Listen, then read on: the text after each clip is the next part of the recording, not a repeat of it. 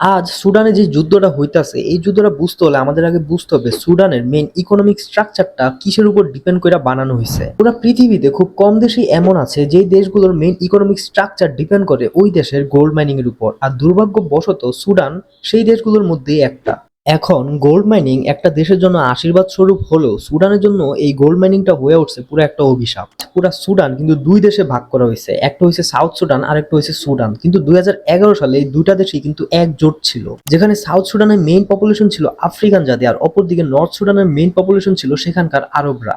ধার্মিক দিক দিয়ে যদি বিবেচনা করা হয় তাহলে সাউথ সুদানের মেইন রিলিজন হয়েছে আপনার খ্রিস্টিয়ানিটি, আর অপরদিকে নর্থ সুদান যেটা বর্তমান সময়ে সুদান, এখানকার মেইন রিলিজন হয়েছে ইসলাম। এখানে আবার কথা হচ্ছে যে নর্থ সুদানের গভর্নমেন্ট সাউথে থাকা মানুষদের এক প্রকার উপেক্ষা করত, যার কারণে ওই রিজনে থাকা মানুষদের মনে ইসলাম আর আরবদের প্রতি এক প্রকার ঘৃণাবোধ কাজ করা শুরু করে।